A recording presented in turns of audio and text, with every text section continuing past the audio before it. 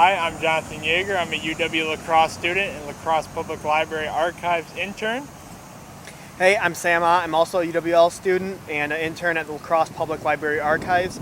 And today we're going to give you a sneak peek into some of the historical downtown tours that we will be guiding for Historic Downtown Day on October 12th. And these tours are a partnership between Here and the La Crosse Public Library Archives to give you a narrative and historical tour of the downtown area. Hi, I'm here in Burns Park. I'm going to give you a little glimpse into why you should come to the Parks Tour on October 12th at Historic Downtown Day. And first stop here is here in Burns Park, which has a very interesting history. It was first donated by Lieutenant Governor Timothy Burns, who owned large amounts of land and was one of the original founders of the city of La Crosse. But this is not the only park that has a pretty interesting history. Cameron Park was fought over by the city and private citizens for decades, had numerous legal battles, and was one of the most expensive plots of land that the city had to buy due to all those legal fees accumulating over time.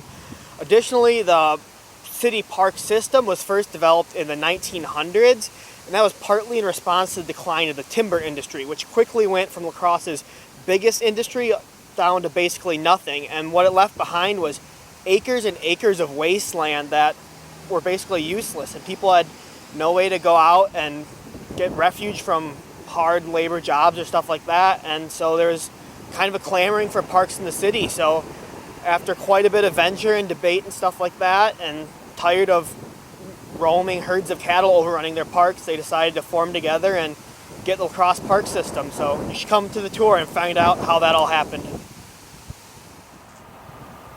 Hi, I'm giving you a preview of the Preserving La Crosse tour.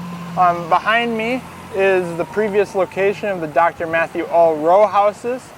In 2004, Chris Kalo protested their destruction by chaining herself to the building.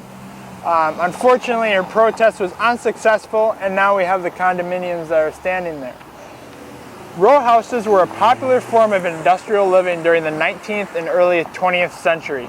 Urban developers used it as a cheap and efficient option to provide housing to a large amount of individuals. For the occupants, these living spaces came with cheap rent, but were cramped, musty, and lacked privacy. Working class families and individuals, mostly young single women, were searching for jobs in the industrial cities, away from their previous rural homes. In these cities, they were pushed into row housing because it was often closer to their work and also away from the wealthier parts of the city. If you want to learn more about the lost and preserved buildings of La Crosse, come to my tour on Historic Downtown Day on October 12th. Both tours will be on October 12th, 2019 on Historic Downtown Day at the southwest corner of Burns Park. The purpose of a park tour will be the first tour that will be being guided. It will start at 11 o'clock, but you're going to want to show up a little bit early so we can get all set up and everyone situated before the tour. The Preserving La Crosse tour starts at 2 p.m. and like Sam said, it's a great idea to get there early so that we can get set up beforehand. If you have any further questions, you should go to the La Crosse Public Library Archives website. We can find all sorts of other information about the tours, or you can give them a call.